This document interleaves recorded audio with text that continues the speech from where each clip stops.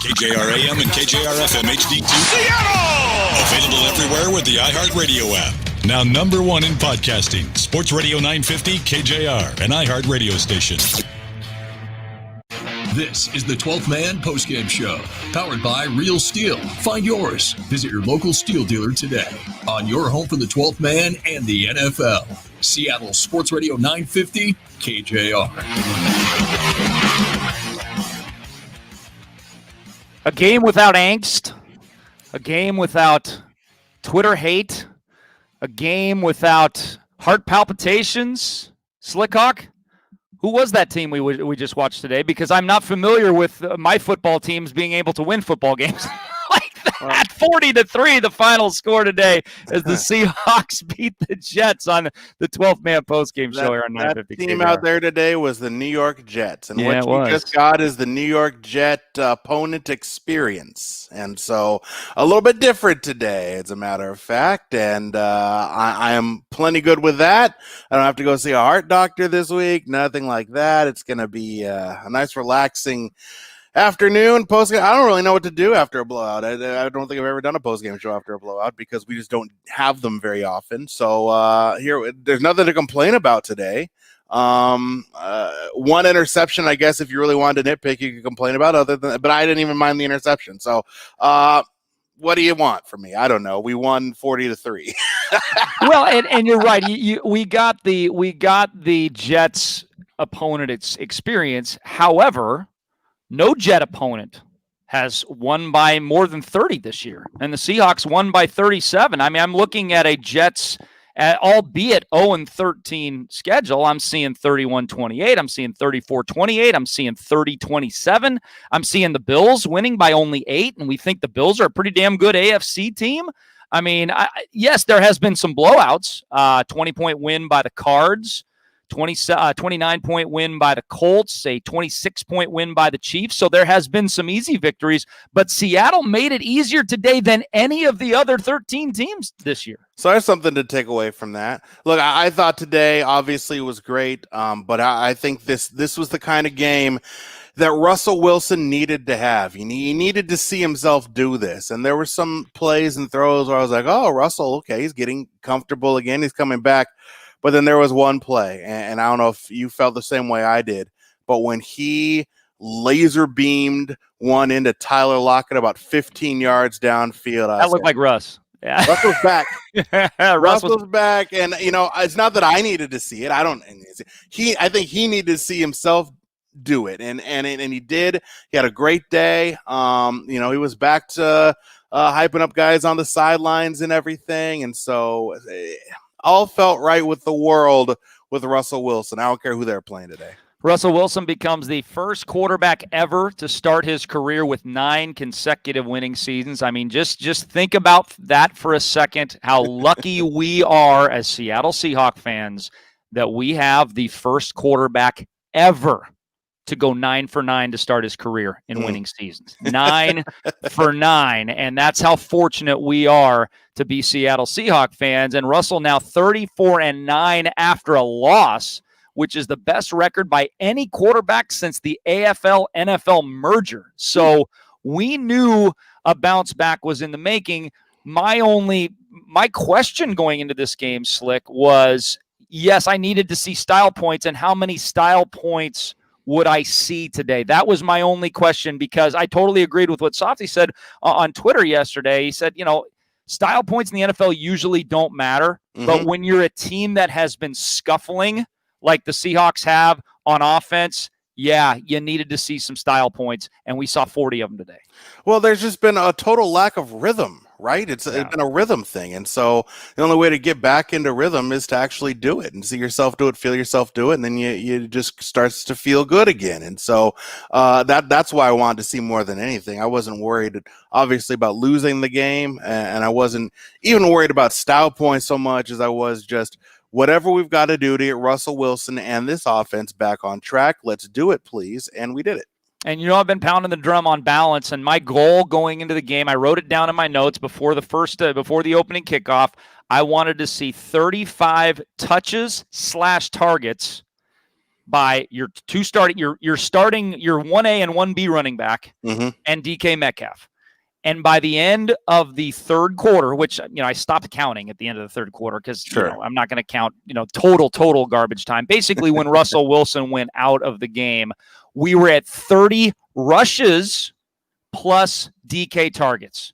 So 30 rushes by Chris Carson and Carlos Hyde and 8 targets by DK Metcalf. That's exactly where you need to be. And that balance was exquisite, particularly on those 2 drives, Slickhawk, those 2 back-to-back drives, which actually were a half hour apart because we had a halftime in between.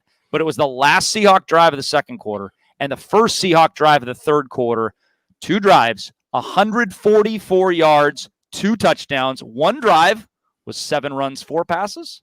The other drive was 2 runs, 7 passes for a total of 9 runs and 11 passes, and you got 2 touchdowns. It was just exquisite football there on both sides of the half. Yeah, it felt like a good mix. A team, when you play the Jets, you don't feel like you have to do too much, which is why, when they get in down in their territory, I think why they kick the field goal on, 4th and 2 instead of going for it, just because you don't have to, so you don't have to have 350 yards passing in a game where you're playing as a massively inferior team and the game script was going that way. They get up, 2-3 scores and you don't have to throw. So it was good to have that too. But I thought early on the mix was good and the whole offense felt in rhythm. It felt, it felt good.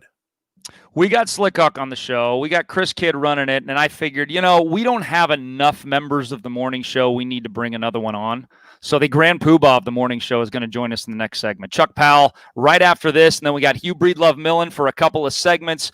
Slick and I will close things out here in about an hour or so and get you into Sunday Night Football. We may have some time to hear from Pete Carroll as well on this one. Just it's got to be sweet for guys like Pete, guys like Jamal Adams, I know it's been a long time since Pete was in New York, but, they did fire him. So, stick it to him a little bit. We'll come back with Slick and Chuck Powell next. It's the 12th Man Postgame Show presented by Steel on 950 KJR.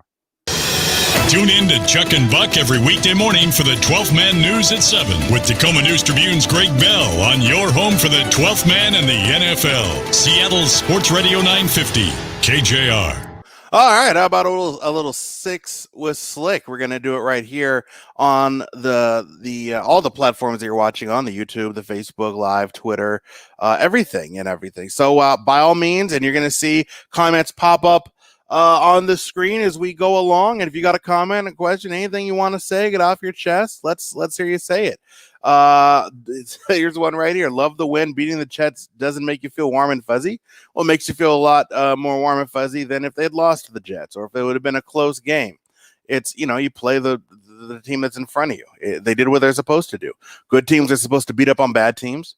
I feel like the Seahawks are a good team. The Jets obviously are a bad team. You look at the Raiders last week, that's a playoff caliber team. The Raiders are probably going to the playoffs, right? And they, came within a whisker of losing to the Jets. So there was no risk of that this week. The defense played how you want to see them play. The offense played how you want to see them play. The 40-3. I mean, what else can you say? So I was thrilled with the game today and how things ended up. I was a little scared early on when I saw DK, my guy DK Mandalorian, limping off. But he came back and looked fine, and everything looked good. It's a good win. It's a good win. You can have good wins against bad opponents, and that's okay. So the fact that the margin was so big, look, we don't blow anybody out, right? The Seahawks don't blow out anybody. I mean, they blew out the Jets today. So is it the worst team in the league? Absolutely. But it's a team. There are bad teams that have quit and given up, and there are bad teams that still have fire. And the Jets haven't been, to this point, a team that's just packed it in or whatever, quit on their coach, quit on their team, anything like that. And again, that's evidenced by last week, that game they had against the Raiders. So, look, the sweatshirt was an early birthday present, but actually simply Seattle has these right here. The DK Mandalorian sweatshirt. Thanks for asking. Give props to our friends over at Simply Seattle. So obviously they have all the great Seattle merchandise, and you can go to simplyseattle.com. Thanks for commenting, giving me a chance to let people know that Simply Seattle is the place to go for all your Seattle merchandise. Appreciate it. That said, though, we're talking about the game. We're talking about the Seahawks, and I think right now is a good time to talk about the offense. Dick talked about the balance and everything. Chris Carson looked great. He looked like he can handle the load. Russell Wilson, everything was working. The play action pass game was working, and just some of the plays that he made. Look, last week, he would roll out of the pocket, right, and look downfield. It wasn't there. And when he rolled out, the Giants kind of hemmed him in, and there wasn't a lot of places to go. Today, that wasn't the case. He was able to find Hollister down the field. He was able to find DK down the field, able to find Lockett. He was able to do the things that we're used to seeing him do when he gets flushed out of the pocket. He was stepping up first. He wasn't stepping back. It wasn't 2017, 2018 Russell taking 20-yard sacks. No, he steps up, then breaks the pocket, rolls out, keeps the play going, and made positive plays. So I thought Russell Wilson made a lot of good decisions today. I mean, it's easier when you don't necessarily fear the opponent and they're not doing a whole lot. So I get it, but it's a good sign. It's good for Russell Wilson to see himself do that, because it's been a little bit, it's been a little bit flimsy the last couple of weeks. Now, you've got an opponent next week in the Washington football team that's playing pretty good defense. So that's going to be a good test to see where Russell is, where this offense truly is at. You're going to need to pass that test because you've got a Rams team that's playing excellent defense right now. And so is Washington, by the way. So I'm excited to kind of see that progression. How are we next week? And then what's it going to look like going into the Rams game? Need to remember what it's like to score above 20 points. We've done that a lot this season, but yeah, we did miss out last week with that 12-point duz. So this was good. All right, Pep. The Hawks generally played down to their competition. It's good to see them soundly beat a team that they should be. Yeah, I mean, it did. It was good. The Jets handed you a lot of that, I felt like. And so Sam Darnold, look, they could have they had 3 picks slip through their fingers. So there were more opportunities to do even more out there. So I think that, it could have been even a bigger margin. 8.5 sacks now for Jamal Adams. That's right. He got credit for the sack when Darnold went out of bounds because he hit him. So he gets credit for that sack. So, that's the record, right? The defensive back record, the safety record for most sacks, I think now, 8.5.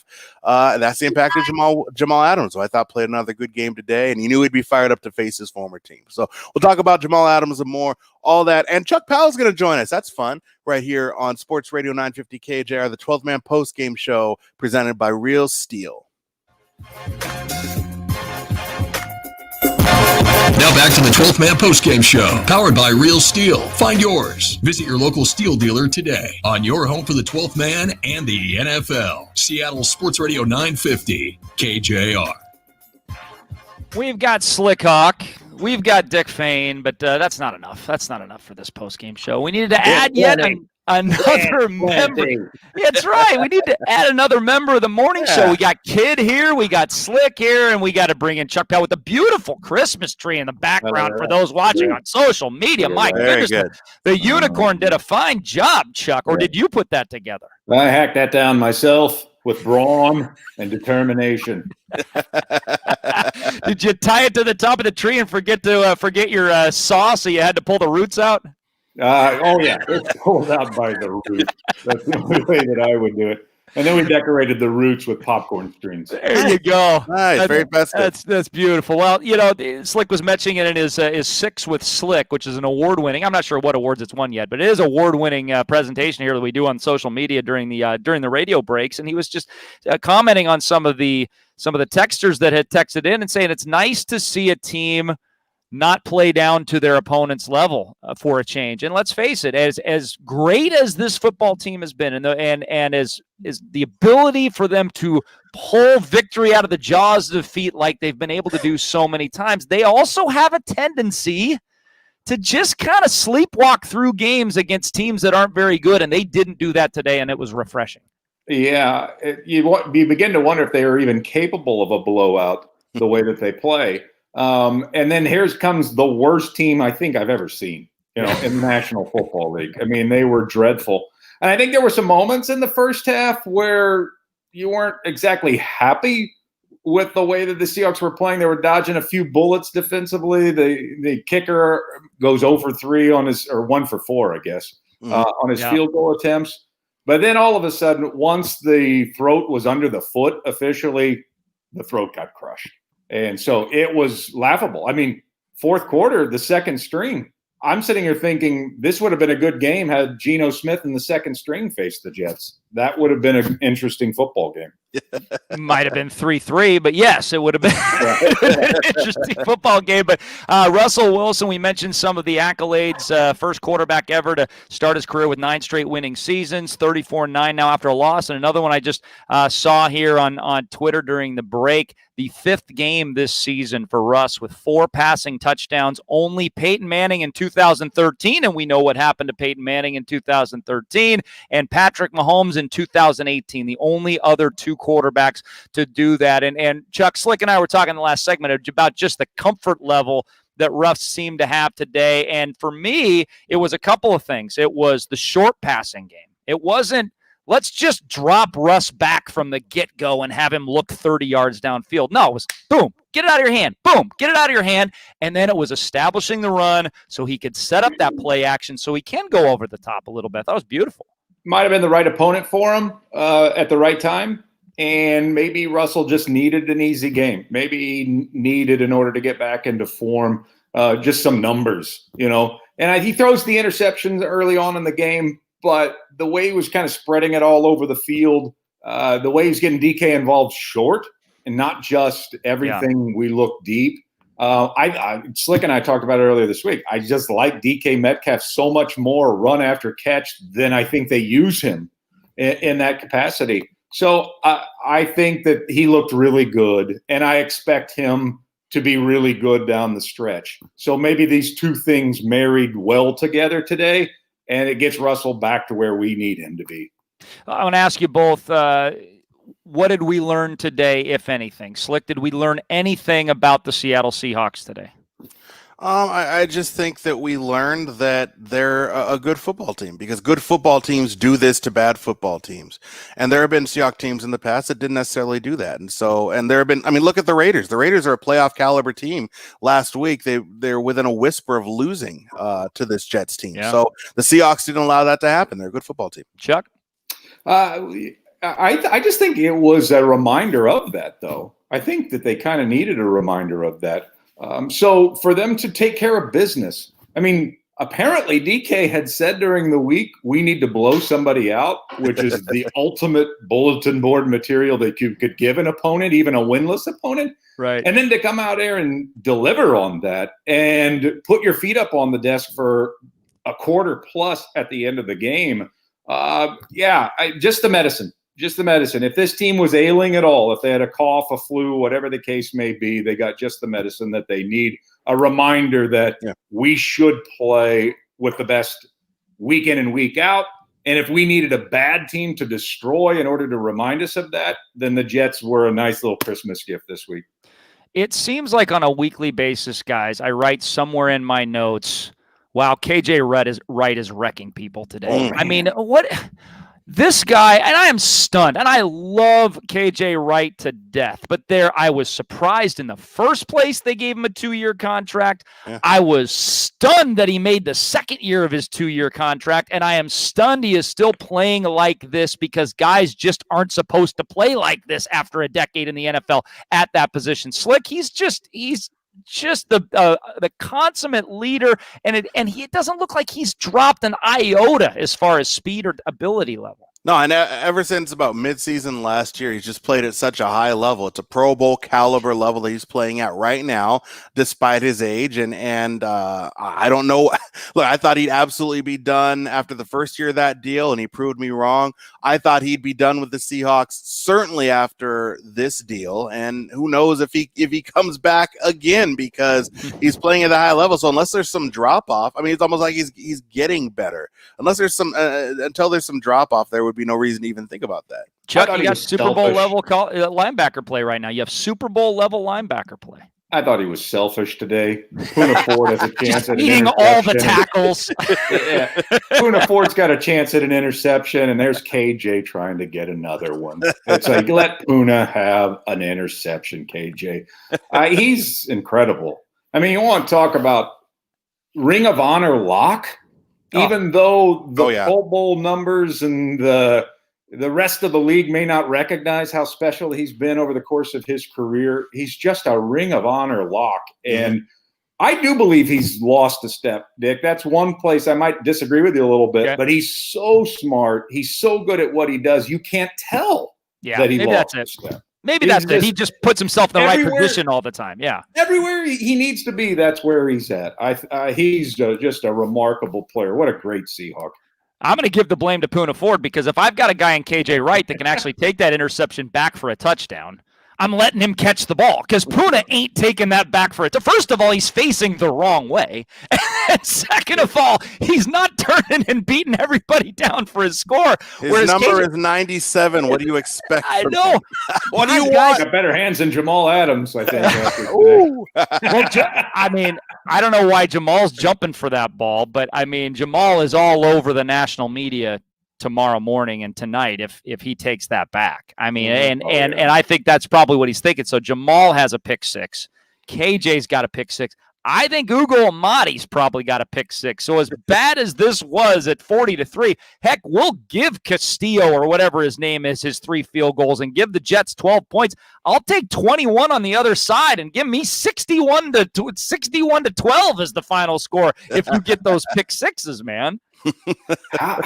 How bad are they, man? I mean, I get that there have been some people competitive with them. Yeah. But I used to do national radio. If we talk about this game tomorrow, it's all about the Jets. I mean, there's very little said about the Seahawks because of the story that the Jets are. How did they get so bad with Sam Darnold in his third year, right? Right. I mean, you're supposed to see progress at this point. Why is Adam Gase still on that sideline? It's a great story because that's a big-time franchise. That's a New York franchise that has as big a rebuilding project ahead of them as we've seen in over a decade. Well, you look at their first-round draft picks over the last, I think, 5, maybe 6 years, and how many of them are still left? You have Quinnen Williams left. Jamal Adams is a Seahawk. I mean, that's the biggest indicator right there. They haven't held on to their talent. They've shipped it away, whether it's been disgruntled for the losing or whatever it is. They haven't been able to hold on to their own guys, and so it's hard to win when your best talent goes out the door. It's probably a stock that I'd buy, though, right now because, next year at this time, they're going to have Trevor Lawrence as their quarterback. They're going to have Denzel Mims in his second year, who didn't play today, as a pretty damn good wide receiver. Good slot guy in Jamison Crowder, who also didn't play today. You got to find a running back. I don't think you're going to roll Frank Gore out there at age 97 next year as your starting running back, but you should be able to, you can get one of those with one of your high second round pick. You could get, heck, you might be able to get the number 1 run or number 2 running back in the draft with the first pick in the second round because running backs don't normally go very high anymore. So, they've got an opportunity, whether it's Eric Bieniemy or whomever lands that job in New York. I think they have an extra first-round pick. Yeah, potentially this team could go from 0-16 to 5 or 6 wins next year, and be looking at something pretty good in 2022. I do wonder what's going on between the ears of Trevor Lawrence. He might pull an Andrew Luck. I'm telling you. I just watched the team. Every play they did make today got overturned by a penalty that they made. And so I'm wondering if Trevor Lawrence is going to throw the flag on their dreams of him becoming their franchise quarterback. Could you imagine? That'd be the biggest story. It would be the biggest story in sports for like 2 months if he just decided to, or even threw the question out there. Like not even said, just threw, which would be awesome. I would love to see him just throw something nebulous out there for the media just to jump all over and talk about for our dead months of February, March, and April, right? Wouldn't that be awesome? It'll be a story, whether he says something or not. Somebody's going to think that up and write it, and then it'll be talked about for a month. He's already suggested it's not a done deal that he's coming out. He might correct. Come back. Correct. So, but I think he's definitely going to leave. It's just whether he decides that he wants to be the first pick and to go to the Jets or like you said, pull a Manning or something like that, pull an Elway. But hey, Chuck, tell us what you got on the big show tomorrow morning, and we're going to take a quick break and bring Hugh Millen in. Well, we'll have Hugh Millen. I mean, he's nice. The star of our Monday show. So Monday morning quarterback starting at 7:20. We'll have Coach Holmgren on at 9 o'clock. Greg Bell's on at 7. And then Slick and I got you from 6 to 7. We'll go around the league and give our own hot takes. Fain, our hot takes. They're special. We need hot takes. Yeah. Every show's got steaming. I'll be listening because I don't want to steal your hot takes at 3 o'clock on our show. So I'll make sure I got to come up with my own. Thanks, Chuck. Appreciate it, man. All right, man. You bet. That's Chuck Powell. Slickhawk's going to give you Slick in 6. Is that right? So 6 with Slick. Sorry, 6 with Slick coming up on the social media channels. On radio, we'll take a quick time out. And Hugh, Breedlove, Millen to break it all down for us for the next 2 segments right here on the 12th Man Postgame Show, presented by your local steel dealers on 950 KJR. Tune in to Chuck and Buck every weekday morning for the 12th Man News at 7 with Tacoma News Tribune's Greg Bell on your home for the 12th Man and the NFL. Seattle's Sports Radio 950, KJR. All right, back to the second of, I think, 4 6s with Slick today. So 2 12s. There you go. All about the 12, ladies and gentlemen. Chris, DK needs a talking to about his celebration. Now, come on. What was wrong with that? It jumps up. We operate the camera well a little bit. I don't know. Did anybody see where he got the birthday card from? Because I don't think the cameraman had it. So I don't know who brought it over to him or whatever, but he was kind of walking. Look, I was unbothered. Now, again, I'm a bit biased because, I'm a pretty big DK guy, as you know. But I was not concerned with the penalty. So whatever. I mean, yeah, I like that he's brash. I like that he's bold. I like that he's cocky. He'll talk a little bit. That's pretty good in my book. It makes it entertaining and it makes him even more fun to root for. So, yeah, I'm good with everything with DK. I'm glad he's healthy. The Mandalorian hoodies are sold out. I'm sure there'll be more soon. Damari, obviously a better game today. Yeah, well, you know what? I know for us, we think that, and we think it should be. Look, you have a Giants game last week. Giants aren't a good team. I know they're better defensively than maybe some people give them credit for, but they're not a good team. And but Mike Holmgren, Hugh Millen, anybody who's played or coached the game of football will tell you that winning any football game in the NFL is a hard thing to do, and they're trying to, even if they're less talented. And so, 1 or 2 things don't go your way, or you have a game plan that they've snuffed out. Look, the Giants had a really good game plan defensively last week, and Seattle wasn't able to work themselves out of it. So it's frustrating for us, obviously, watching it. But I think that's just going to happen sometimes, and good teams lose to bad teams. Look, the Saints, I understand they may have just recovered an onside kick. The Saints are about to lose to the Eagles, and the Saints are probably the best team in the NFC. It happens that way. Nikisha, now you take this momentum and keep rolling down the stretch off the rest of the season. You're absolutely right. This is as big as it gets. You got 3 games left, right? You've got the Washington football team, then you go Rams, and then finish up with the Niners. So good to see Lockett get more love. The ball got spread around a lot today. Everybody got to feast a little bit, so that was good to see. Justin, 4 penalties, 35 yards. Not bad, pretty clean. You're right. Yeah, it was, again, a game you didn't have to do too much, and so I was happy to see them not get outside themselves too much and just, just play. Just like I said, play within yourself, and so that's what they did. You don't have to throw for 300 yards. You don't have to do anything crazy. It was a good run and pass mix, and play calling, exactly, Lamont. The play calling does make a difference, and it's easier to have those kinds of play calls, I think, when you're not so worried about an opponent, but at the same time, they couldn't get it right last week. So act like you've done that before. Hey, I'm not gonna fault DK for having a little bit of fun. Look, I don't even think that should be a penalty, man. Do whatever you want to do. I think it's great. So Jeff, you're probably right. That's just me personally. The 15 yards and everything, I did whatever. They ended up at the 30 instead of the 25. I didn't care so much. Defense looked a little different, more confident. I like that they got consistent pass rush.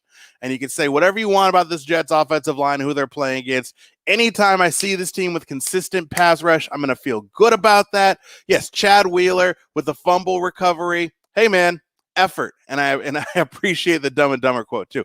That was big effort. That was not easy to do. And while it wasn't hugely important in the game, if you lose that fumble, it was good on him to get back there and make that happen. Let's play the Jets every week. Yeah, let's hang out in the AFC East. Well, then we got to do it with the Bills. I don't know.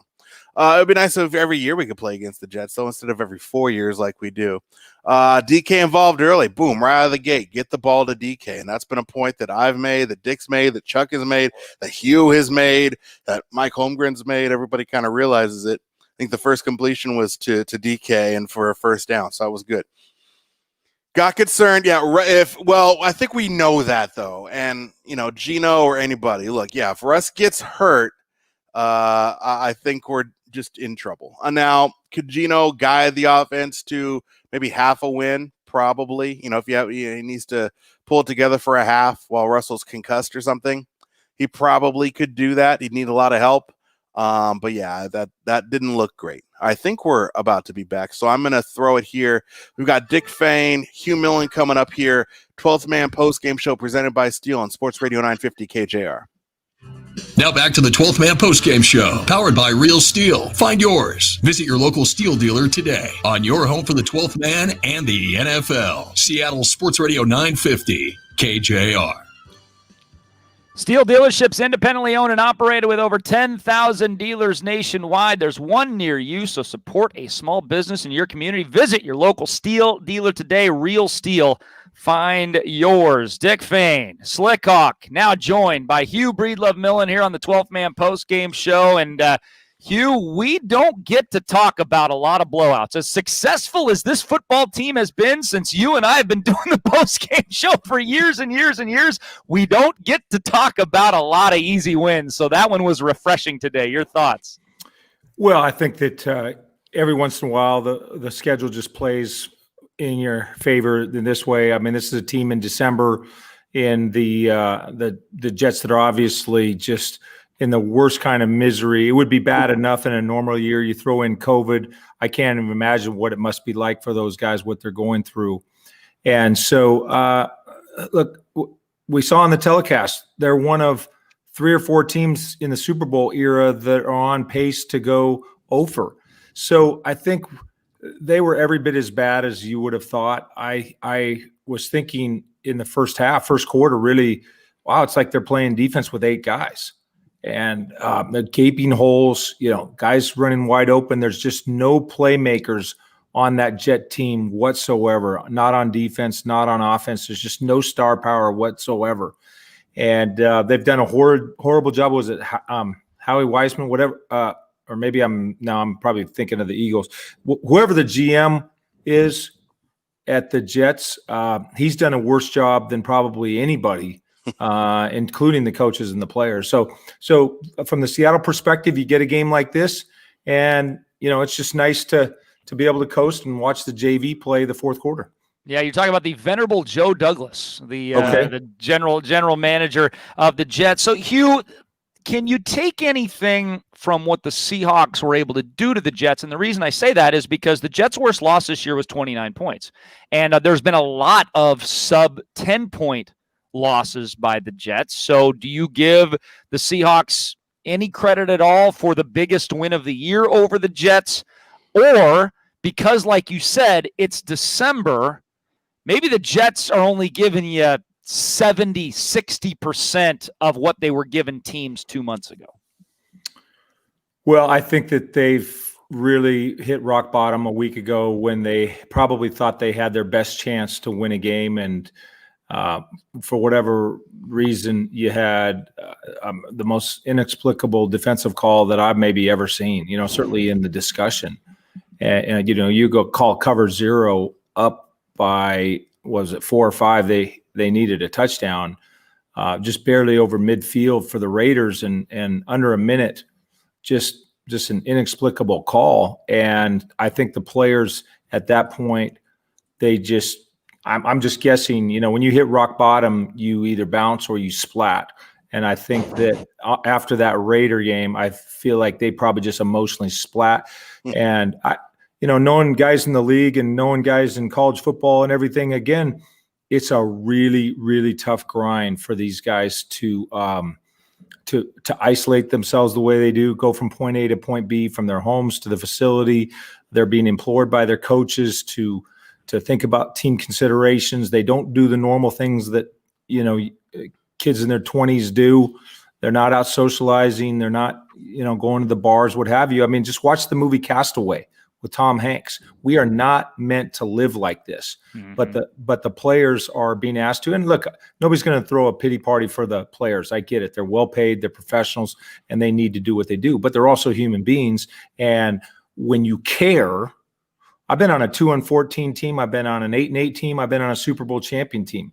So I've been on everything in between. When you care, it should hurt, right? And doesn't matter that you're getting a nice check when you go to the mailbox on Monday morning after these games.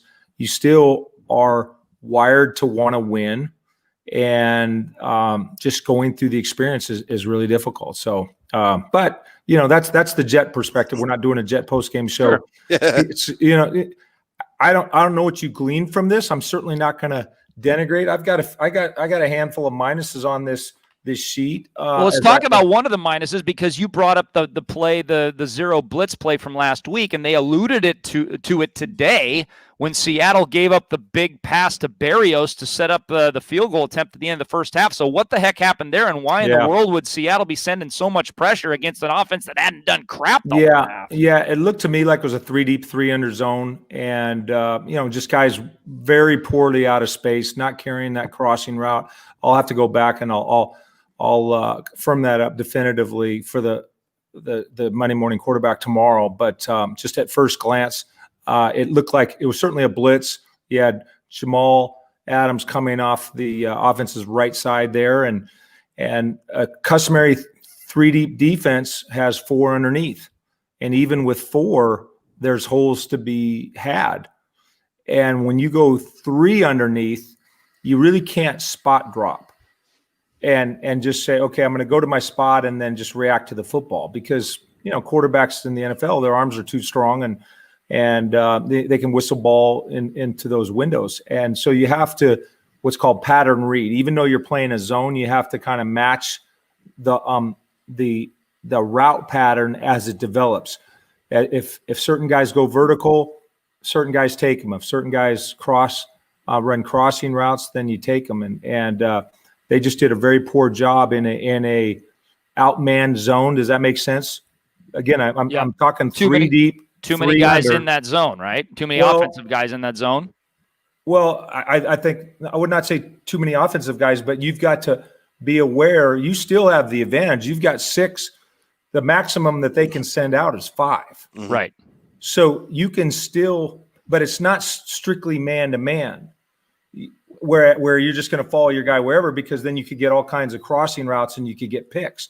So what happens is that it's really what you could describe as a man-to-man concepts within a zone. And so, that was a bad play, and they've got it's something that has dogged the team all year long. They get into that coverage a lot, that 3 deep, 3 under, and they've had some issues with it. But as I know you guys are still reluctant to be critical in a 40-3, this was a, Big Ten, good team in the Big Ten versus the MAC conference. This was, if not Ohio State, this was, I don't know who we want. I customarily I'd say Michigan. I know Michigan's bad. But not this year. Work with me in the analogy. This is Michigan against Bowling Green.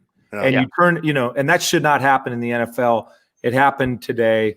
And so, there's plenty of room to be joyous, and we were salty a week ago, so there's no reason to be salty. But yeah, if you can count on your hand, one hand, the minuses that you have, I probably have a little more than a handful, but I'm being critical. But there's, a lot of pluses, a lot of pluses, and really the biggest pluses is that you had balance in the running game, that you had balance in the passing game. The quick passing game was more of a point of emphasis, just catch and throw type stuff, getting DK Metcalf in the slot, and not just lining up because it's easier to double team a guy outside in zone. Now you can double team a guy inside in man-to-man, but if a team wants to play zone, you can find some holes even if they're inclined to double cover you zone-wise to the outside. So I thought Seattle did a nice job of bringing DK Metcalf inside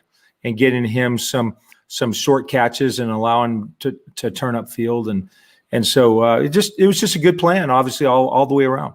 Well, I think Slick mentioned during the six with Slick that not only getting DK his touches, but getting his touches early and getting his mind into the game. Not that he plays not focused, but he does get frustrated. We've seen him frustrated in games when he doesn't get the ball in the first quarter. And boom, I think the first completion was the DK Metcalf. It's like, okay, man, you're part of our game plan today, and here's the proof. I'm getting you on a little shot for 8 or 9 yards just to get you in it. Second play of the game, and that was out of a 2x2. And again, they brought him inside, and that's a common concept they have where they run what's called stick routes. Stick route is just a 5 to 7 yard little out route, and then you outflank the defense with some type of arrow or shoot or flat route. Different terminology. There's no common terminology in that, but in any event, you have a receiver to the flat, and then you have the two inside guys. The quarterback just picks a side,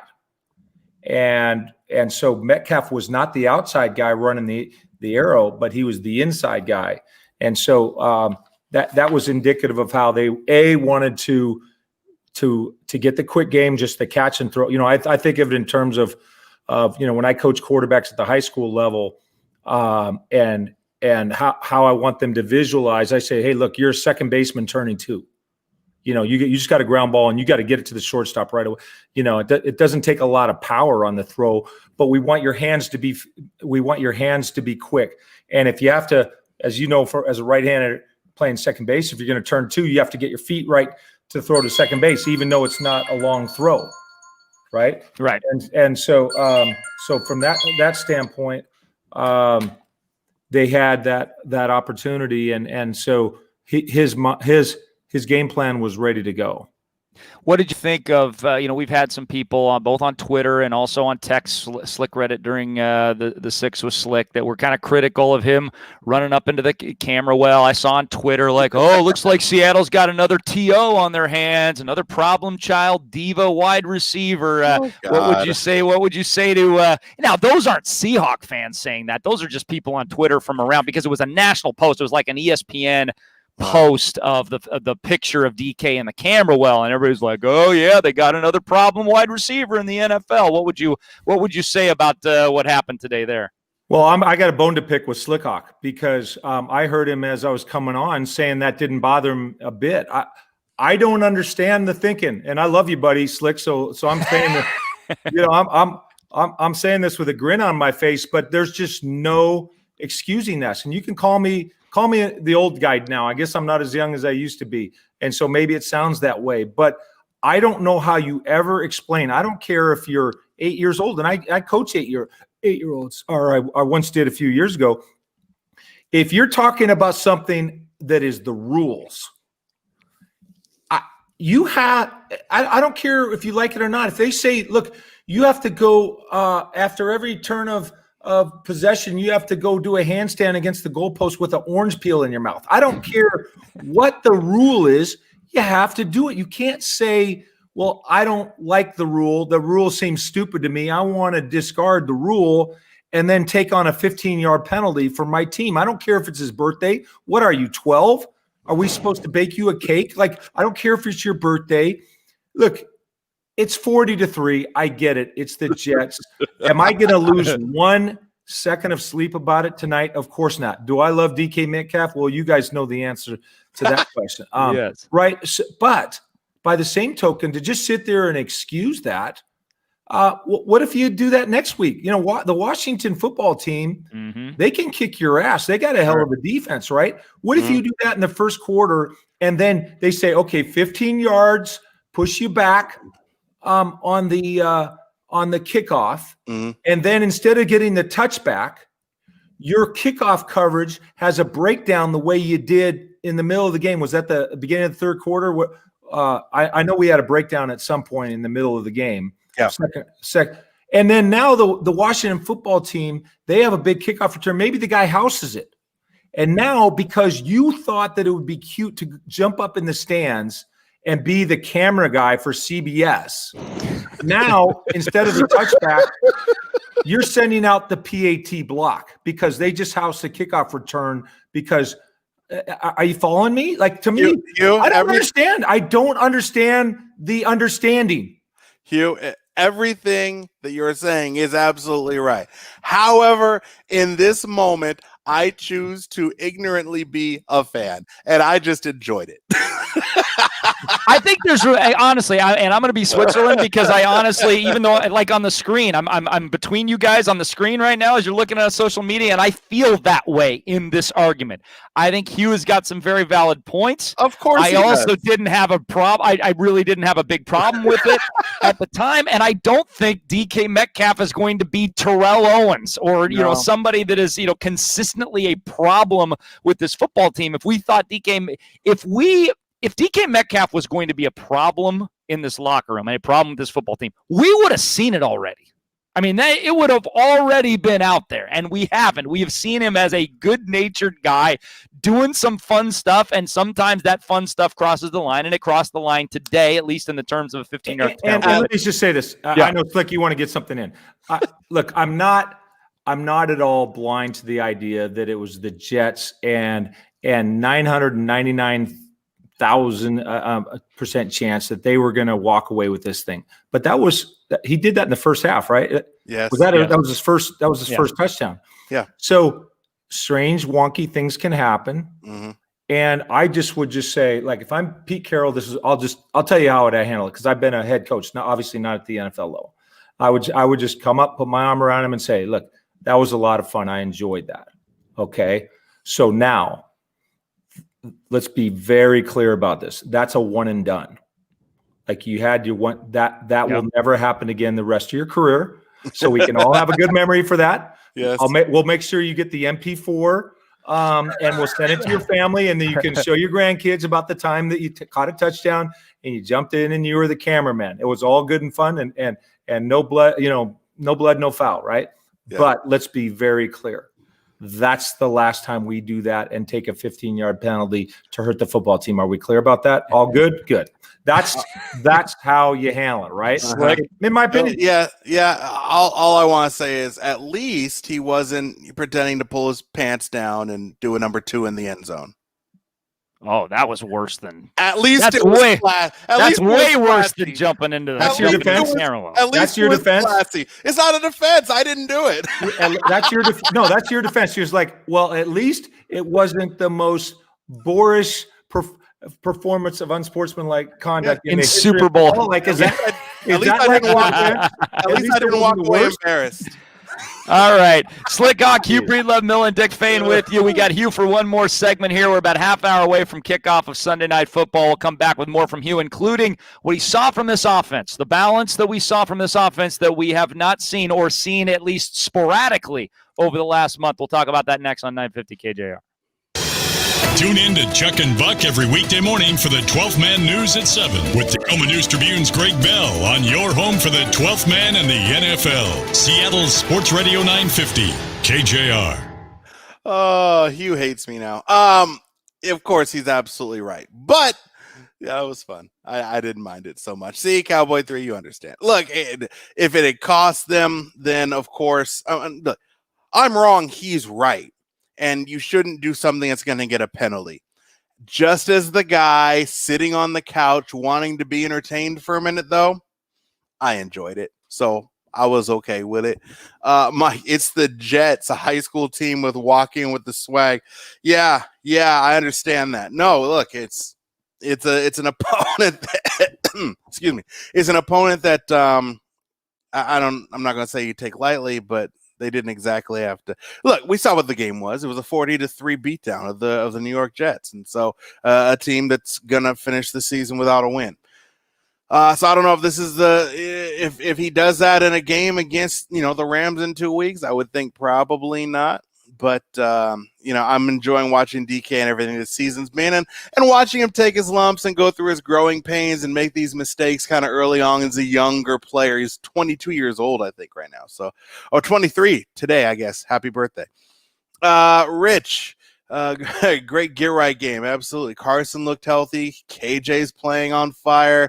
Yeah. Now these guys, we just got to work with them on, hanging on to the ball defensively and get some interceptions and things, but so much good to take away from this game. And I was joking with Dick earlier. I was like, well, it was 40-3. It's a blowout. I don't know what you talk about during a blowout because you're not dissecting plays. There was no crucial key turning point in the game. I think you just kind of talk about where the team's at and what it could mean. And where the team is at right now is they're ready for their next test. I think I look at this week as kind of just a reset. Going to reset everything. This Jets game couldn't have come at a more perfect time. A little bit of turmoil internally, right, with the Giants' loss and everything. And so this game comes along. It's a team that you can work on some things, get feeling right, see yourself have some success, and that can, I think, do them favors as they go to now a more difficult opponent in Washington football team, and then a more difficult opponent there in the Los Angeles Rams. So, and then after that, it's Niners and then playoffs. So I think that this came at the perfect time, and they were able to do what good teams do, which is beat up on bad teams. And so that was good. NFL's wins don't need the style points. You're right. I mean, at the end of the day, there's no committee that votes on you. There's no tiebreaker. Well, there is way, way, way, way, way down where you'll never get it where there's points scored, points for and points against and all that. Margin of victory. That is a tiebreaker you'll never get to. So it doesn't matter in the grand scheme. But what matters is how you feel about yourselves, how you feel about the team, and the way things are going and how they're playing, and it's good. Dad says any comment needs to be followed by against the Jets. They are who they are. I mean, they're an NFL team, kind of. And so, you played them. There are other teams that played. I'll keep going to that Raiders game last week. They played the Raiders tough. Raiders should have lost that game. And if Greg Williams doesn't call a play that gets him fired the next day, that's how close they were to winning, and that's how bad that call was. It was a fireable call. For that call alone, they just let him go. So, look, it's a team that has the ability to beat NFL teams and playoff caliber teams like the Raiders. Lauren says, next week, I want to see a cell phone under the upright pad. I love a good Joe Horn reference. Man, that was like one of the first props kind of in the modern era, talking about Joe Horn and the cell phone. Absolutely. Give Kenny Norton some props after the bashing he's gotten. Look, he did what you're supposed to do, right? He gave up a field goal. Now, they missed 3 more field goals. We could be talking about them having 12 points, whatever. The defense played well. Defense, a lot of pass rush. Okay, the blitzing, Jamal Adams, he had another sack today. KJ Wright played out of his mind. Bobby Wagner had some plays that were tipping balls. LJ Collier had a tip ball that nearly was an interception, should have been an interception if you didn't have Poona Ford and KJ Wright kind of fighting each other for the ball. So we need Holmgren. I paid them in popsicles, not millions of dollars. No, I understand. Love that intro. So you can hear that tomorrow morning at 9:00 as Mike Holmgren joins Chuck and Buck in the morning. I'll be there with Chuck, and Hugh will be there, and we'll have Mike Holmgren on as well. So that'll happen at 9:00 tomorrow morning. What's happening right now, though, is we roll on with the 12th Man postgame show presented by Real Steel and your local steel dealerships with Dick Fain and with Hugh Millen on Sports Radio 950 KJR. Now back to the 12th Man postgame show, powered by Real Steel. Find yours. Visit your local steel dealer today on your home for the 12th Man and the NFL. Seattle Sports Radio 950 KJR. Doing a little number crunching in the break here, Slick, and this Seahawks defense now has allowed in the last 5 weeks an average of 16.2 points per game. Better. And 4 of those 5 teams, I think you know which one isn't in the playoff race, but 4 of those 5 opponents are in legit playoff race. Yeah. I mean, I'm not saying all those teams are good offenses. I don't think the Giants are good offense. Nope. There's a couple of, the Rams are questionable, but, all those teams they played other than the Jets in the last 5 weeks are in a legitimate playoff race right now. And one of them just scored enough points to beat the Saints. So how is this defense looking to you, man? Well, I think that if you take the opponents that they've played these last 5 weeks and you just kind of transport them out of the second half schedule and put them in the first 5 weeks of the season, I don't think there's any way that this defense plays that well. So I think you've got to say the defense has improved. I think even the worst offenses of the league would have taken advantage of the defense as it was in the first half of the season or so. But, and a lot of Pete Carroll was talking about this last week too. Defenses they were at a disadvantage early on with the slow ramp up and everything. Offenses with no fans in the stands and the audibling and offenses were just ahead of defenses. And so that kind of played into it too. So the Seahawks defense wasn't playing well early on. They're playing much better now. And I don't think it's just because of the opponents and the offenses that they're facing, because I just think that if they played them earlier in the season, it would have been just as bad as what we saw. Is this a defense that when we play Aaron Rodgers, Drew Brees / Taysom Hill, Tom Brady, whomever they're going to face, and they're going to have to beat to get to the Super Bowl, likely 2 of those 3 guys I just mentioned, they're going to have to beat to get to the Super Bowl. How comfortable do you feel in this defense doing that and holding them down to, low 20s where you give your offense a legitimate chance to win a football game? I mean, not great. I still don't feel great about that. Okay, all right. You're talking low 20s against Aaron Rodgers and the Packers. I don't know that I see that. You're talking about that against Drew Brees and the Saints, maybe, just because they're capable of having a bad day more often than I think Aaron Rodgers would be. So is Tampa. Tampa's capable of having that kind of stinker offensive performance too. Yeah, for sure. But you've got to, there are different things you can do and you have to do against a team like them. But the Packers would be the team I'd be worried about the most as far as their offensive efficiency. I mean, they're just humming. They're a good team. And so I would worry about playing them. The rest, I'm like, can we hold them down enough where the offense, assuming that Russell Wilson continues this trajectory now and gets back on track, and that's obviously the biggest thing. Can the defense do enough to keep the offense in the game? That's what I'm looking for them when we get to the playoffs. And I think they could. Well, they were solid today. I mean, they allowed 22 yards rushing, Hugh, on the first drive of the game, and that field goal drive for the Jets.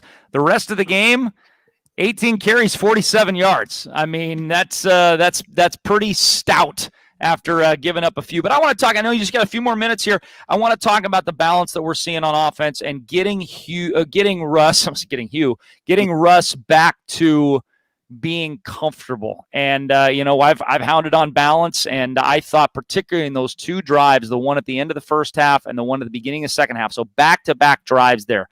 One was run heavy, one was pass heavy. But everything seemed to be clicking like we saw this offense clicking a little bit earlier on in the season. Yeah, and they just went to fundamentals. First of all, they had a lot of naked bootlegs where they faked the stretch, the wide play, and then he came around and they had a variety of ways to get the ball in the flat.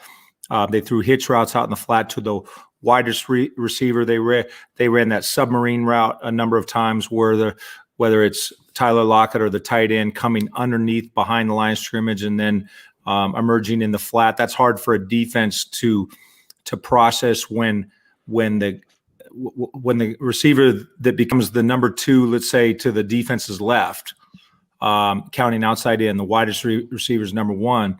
When the new number 2 comes from the opposite end of the opposite side of the ball, opposite side of the formation, and he goes behind the line of scrimmage, it's hard for them to sort that out. And so Russell had a lot of completions on those nakeds, and then the others were just common concepts. It's kind of like NFL / college football's greatest hits.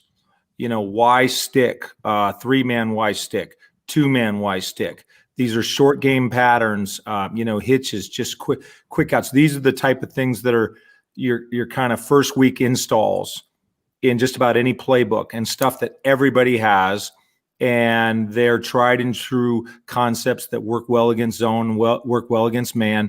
So there was an effort to get back to the fundamentals of the quick game, just simple stuff, so that Russell wasn't holding the ball. In the 5 sacks that he had a week ago, 3 of them were on him, where he just holding the ball exorbitantly and not having an awareness of where his outlets were going to be in the event that he encountered some trouble eventually. So he was holding the ball, waiting, and so I think Schottenheimer wanted to get away from that.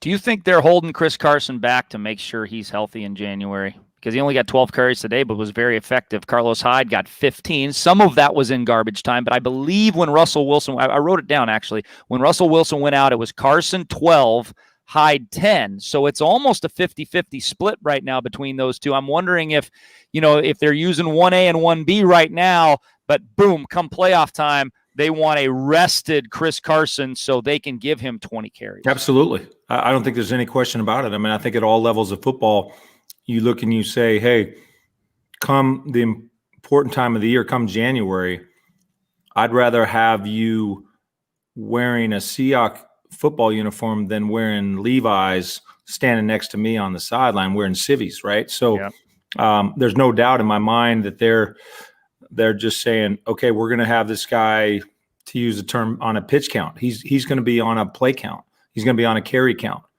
And so I think it's wise, and he's still getting enough activity that his vision is going to be good, but we need those shoulders healthy. We need those hips and those knees and everything else healthy so that he can be the power runner that we love him to be. This defense mentioned when Slick was doing, or I was looking it up when Slick was doing his 6 with Slick, 16.2 points in the last 5 weeks. 4 of those 5 teams they played are still very much in the playoff hunt. So still pretty good football teams, albeit questionable. Some of them have questionable offenses like the Giants and like the Eagles. So I will mention that. And I asked Slick, and I want to ask you the same question. Your level of confidence with the way this defense is playing now, knowing we'll get Carlos Dunlap back hopefully as soon as next week. What is your level of confidence that this defense can hold down Aaron Rodgers, Tom Brady, Drew Brees / Taysom Hill, whoever you play in the playoffs, where you can score enough points to win, in those mid to high 20s, which is probably what the offense is good for against those teams? Medium confidence. I still think, for me, I would need to see this trend, and certainly we can all acknowledge that they're trending well, but you have to take into account the opponent, and it's been pretty feeble, right? I mean, you can talk about the Giants are a playoff contender, but they were still a 4-win team with a backup quarterback. That offense is a mess. Mm-hmm. And the Jets, I mean, that was like a scout team. Yep. So, they've been – now, Kyler Murray, I thought they did a really nice job. I think that was Ken Norton's best game, was the second Arizona game. Yep. And so that was, but that wasn't far after the Buffalo game when you could do nothing against a really good Josh Allen, absolutely nothing. So I would say, again, medium. And by the way, just house cleaning, I'd said that I thought that was a 3 deep, 3 under. The breakdown at the very end of the second quarter, it was 3 deep, 3 under, and you got a crossing route out of a 2x2 formation. And to me, the way the shallow cross disappeared underneath Ugo Amadi, he's in the flat. So if you just think of like a dice, the 6 on a dice. Yep. There's 3 on the top and 3 on the bottom. Yep. So Ugo Amadi is one of the outside guys at the bottom. Okay. All right. On a 3 deep, 3 under. When the shallow cross runs away from him and disappears, he can't collapse. The term is reduce. He cannot reduce his alignment in towards the ball. He's got to sink. The term is sink. He's got to give ground and get underneath that. I mean, unless they want to have Bobby Wagner turn and run on that crossing route, which they do on some coverages. Mm-hmm. Mm-hmm. Out of some formations, trips formation, cover, normal cover 3. Yeah, there's times where he will hunt up the backside crosser, but not from that alignment. And so in my way of thinking, I'm not in the meeting room, but my guess would be that it was Ugo Amadu who needs to sink to get underneath that. When you were mentioning the Giants, and I'll let you go here on this, Hugh, Arizona today against the Giants. I'm watching that game, and I'm just literally beating my head against the table as Arizona ran the ball 43 times, including 30 runs by running backs, and they won by 19 points. And I'm like, guys, it didn't have to be that hard last week. It just didn't have to be that hard. If Kenyon Drake and Chase Edmonds can run the ball 30 times in that football game, you could have done it with Chris Carson and Carlos Hyde. And I mean, at this point, we would have been tied with the Saints. You win that game, you're tied with the Saints for the number one seed. I think it's a fair opinion to have, but I would say if you're trying to say, okay, we can predict, like, okay, these are the dynamics that affect the NFL. Look how much trouble you're going to have trying to handicap that stuff, you know? Right. And so you might be right. And I would like to re-rack the game and try it your way. We might get to. We might play him. Could play him in the first round, man. If you're the 5 seed, you can play him in the first round. Well, of course, the dynamics are going to be different. But yeah, I would like to play last week's game over and try to run more. Obviously, you had got nothing to lose because you already got the loss. So that's right. Hey, great stuff, Hugh. Yeah. We'll talk to you tomorrow at 7 a.m., all right? Monday Morning Quarterback. Okay. All right. That's Hugh Breedlove Millen. When we come back, we'll talk big picture NFL and what happened in the rest of the NFL today, including, as Slick mentioned earlier, a huge win for the Philadelphia Eagles against the New Orleans Saints today, which I wouldn't get too optimistic about the Hawks' chances of the 1 seed, but at least you can still kind of reach out and barely touch it right now, whereas had they won that game, it pretty much would have been over. So we'll talk about that and hear from Pete Carroll as well in our final segment before our Sunday night football game right here on 950 KJR. Tune in to Chuck and Buck every weekday morning for the 12th Man News at 7 with Tacoma News Tribune's Greg Bell on your home for the 12th Man and the NFL. Seattle's Sports Radio 950 KJR. All right, it's our final 6 with Slick, and just looking at the landscape, and we're going to do a deeper dive here in the next actual segment on the radio, but just you and me and talking about where the Seahawks are at 9-4 now, tied with the Rams.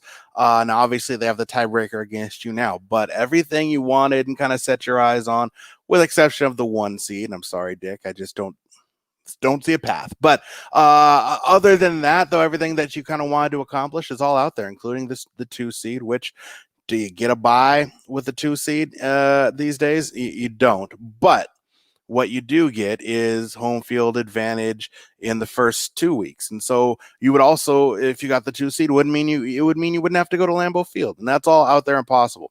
3 games, I can't believe we're here. 3 games left that we're talking about. And we're talking about the football team, then the Rams, which is the biggest one, and then we're talking about, obviously, the 49ers. And so the 1 seed is so, I mean, the things that would have to happen, it's just not reality. And once you lost last week, that was out. You had a shot until you lost last week. And then because the Saints had to lose 2 in these last 5 weeks. And there was the stumble you were hoping they would have today, and then the Saints Chiefs game that you were kind of relying on. And you're like, okay, well, if Seattle can get to 13-3 and kind of win out, then they drop to 12-4 because you don't win a tiebreaker with them. But now that's just kind of, that path is kind of all lost. All right, quick comment from Matt. He says he likes to finally ran the ball on 1st and 2nd down to keep their pass rush honest. It was definitely a different mix. A lot of balance today, a lot of running the football, which, I mean, there are different ways to win against different teams. And I think that typically their best way, their easiest way, path to victory is putting the ball in Russell Wilson's hands. But also Russell Wilson hasn't been playing super well lately either. So I think there's just kind of that factors into it too. It's my opinion. Russell Wilson with the ball in his hands, the most gives you your best chance to win, ...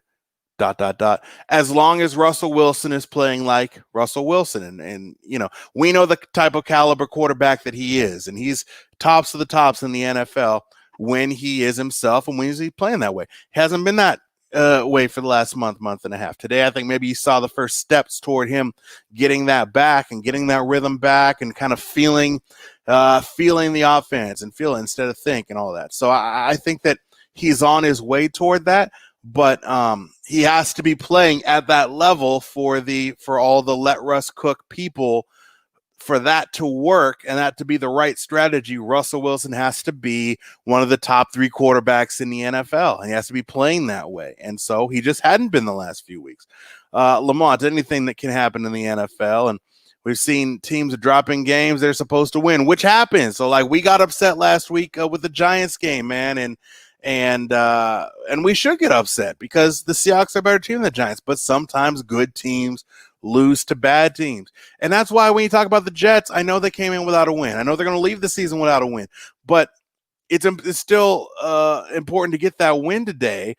And the fact that they were able to do it in such convincing fashion, even though it was the Jets, hey, you just saw last week an example of a bad team being a good team. So it's not a foregone conclusion they were going to necessarily absolutely win this game. Last week they did dress Geno and Russell Wilson's gear. Whatever happened last week, I'm glad, and I think every team has one of those in their season. I mean, and last week, look at the Steelers last week. I know most people weren't able to watch the game. I wasn't even able to watch the game. I kind of saw the highlights though, and just look at what the Steelers went through last week. They hadn't lost a game, and then Washington kind of tripped them up. It was kind of an ugly game for the Steelers. It happens. The Chiefs and their loss and a couple of their close wins, it just looked awful. They looked awful for a lot of today. Rich, well, let's forecast tiebreakers. The Packers, Saints, and us all finished 12-4. Who has the tiebreakers for the number 1? That answer is going to be, I believe that answer is the Saints for the number 1. So, and that's based on because all 3 teams haven't played each other, so you don't have that. Then it's going to go next to conference record, and I think at that point the Saints would have a 10-2 or 9-3 conference record. Also, it depends on who they lose to, and I think that next loss would come to the Chiefs, which is an AFC loss, so it doesn't hurt them. So I think they would end up being like I said, 10-2 or 9-3 in conference in the NFC. So I think the Saints, again, thank you, Simply Seattle. Appreciate it, Travis.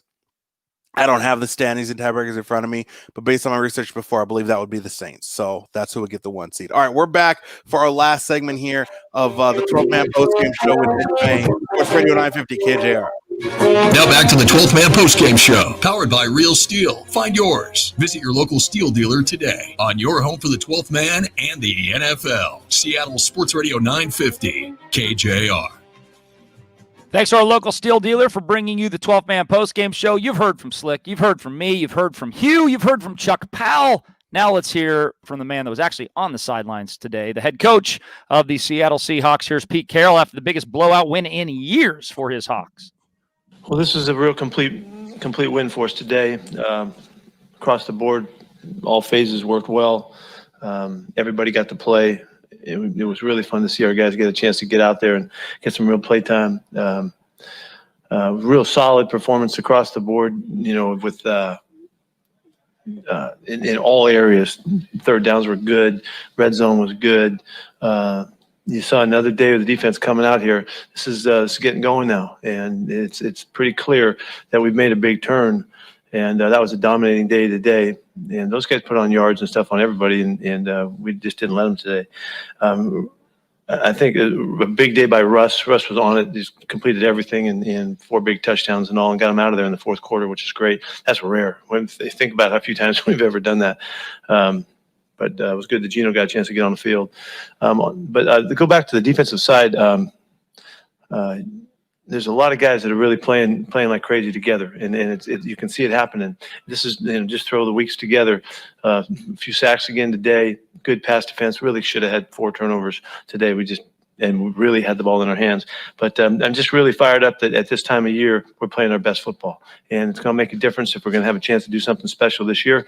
It's going to be because the defense has really turned it around and put us in this kind of position. So we know that we can score points. We know we can do that on offense, but to put this together like this is really a big deal to us. So pleased to get that done. Oh, and let me mention too that we don't give game balls around here. We just haven't done that. We do other things, but we don't do that. But today, with the record that Jamal Adams set with being the all-time ever sack her as a defensive back. It was just worthy of a game ball to commemorate it. And what a fantastic football player. He's just an incredible player. And I mean, he's not done yet. He's going to get some more numbers before the season's over. But, there's a little, emotional side of it too, because he, against the Jets and just the team he played for, it's not a big deal, but there's something when you play for another club and all that, there's something special. I know I feel it all the time too. So I'm really proud for him and happy for him. And first thing he did was thank everybody and give credit to everybody around him, which is the humble guy that he's been ever since he got here. So really pleased about that. Okay. Sorry. I'll stop yapping. Michael Sean. Hey, Pete, as you mentioned, a really complete performance. How confident are you after seeing this that your team can do this against a team that's better than the Jets? Well, obviously they're struggling, and we should, if we, the statement that you make there is, if you respect the process that you go through and you focus and you do your work, it doesn't matter who you play. And we talk like that all the time. And if you play a team that's struggling, you should beat them. You should beat them handily. And we were able to do that today. And that's a statement about everybody connected, everybody tuned in. I'm really pleased to get that done. Will we do it again? I don't know. We'll see. We're playing good defense though, and we're on it. And that gives us a chance. You mentioned you don't do game balls. Usually you said you do other things. What are the other things that you do? We recognize guys in our meetings and stuff like that, and we've always done things. Curtis Crabtree. Yeah, Pete, talking about the defense, going back to the second half of the Rams game, you guys have made strides pretty much every week to continue to get better on top of it. To have the group where it is now, the performance you had today, just how big of a stride is that for you guys on that side of the ball? I think it's a big deal. I really do. I mean, we'll find out. We got to ride out and see what happens here. We did without Carlos today. He needed another week to get his foot ready and all that. And he's been a big part of it. So I like that other guys could respond in his place. But I think it's really significant, but it's only as significant as the next week we go out and play again, And so we're going to DC and we got to figure out how to do it over there. So. And what happened with Brandon Shell? How's his ankle? He tweaked it a couple times and then it was just one too many times. It was really, really studly of him just to go out and play. So it's going to be a touch and go week. I don't know what's going to happen next weekend coming up. But I was really proud of him. He really wanted to play in this game. And he's got a smile on his face today, but he's going to be pretty sore tomorrow. As Pete Carroll, he mentioned Jamal Adams, their Slickhawk, the 8.5 sacks, which sets an all-time record for a defensive back. And Jamal Adams is going to join 950 KJR tomorrow with Ian at 1 o'clock. So you're going to want to listen to that. I believe Jamal's first interview with 950 KJR in a non-Zoom format, post-practice or anything like that. But, good game from him. And now looking at this playoff picture, I agree with you. It's a long shot for Seattle to get the 1 seed because of the tie-breaking situation. I think actually the Saints have a better chance of losing 2 of their final 3 games than the Packers do. I mean, the Saints schedule down the stretch. I mean, they got Chiefs next week. I mean, that's an eminently losable game. Mm-hmm. And then it's home against the Vikings, who are scratching and clawing for that final playoff spot, and at the Panthers, who are not a very good team, but, capable of, as capable as the Eagles are of pulling off an upset. But you got to lose that Chiefs game. If you're a Seahawks fan, you need the Saints to lose that Chiefs game next week and then lose one of the final 2, whereas the Packers, you've got the Packers, I believe, have the Titans, the Bears, and who am I missing? Titans, Panthers, Titans, Bears. You need them to lose 2 of the next 3. So it'd be very, very difficult. But take care of business, win your last 3 games, and at the very least, you're going to be the 3 seed in the NFC West champions. And that's where where you want to be is you want to win your division. Assure yourself you don't have to travel for that first game, and then just kind of let everything else fall where it's going to fall. And sometimes that ends up in a 3 seed hosting an NFC championship or things like that. So certainly three weeks left, and you got to take care of business. It's going to be a ball buster next week against the Washington football team, and you got another one coming the week after that against the Rams. So buckle up. Here we go. Washington now your leaders by a game in the NFC East. They are riding a 4-game winning streak, including back-to-back road wins at Pittsburgh, at the 49ers. How about this, Slick? Their defense has given up 9, 16, 17, and 15. This is going to be as stern a test, and I'm not understating this. This is going to be as stern a test offensively for the Seahawks as any game they're going to face in the playoffs. Washington is that good defensively. You mean unless they play the Giants again?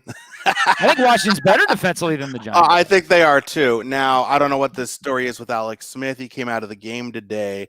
His injured leg, he was having issues with that. So I don't know what's going to happen. If you're facing Alex Smith or Dwayne Haskins, that'll kind of be sussed out as the week goes on. But either way, yeah, the Washington's got something cooking right now.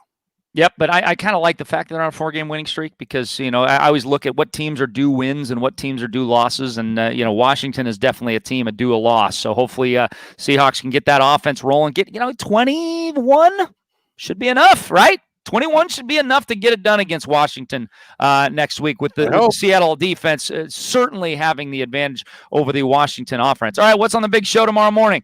It's going to be Chuck and myself first hour, then Hugh Millen 7:20 for Monday Morning Quarterback. Of course, Greg Bell, he's going to have all the latest from today's game.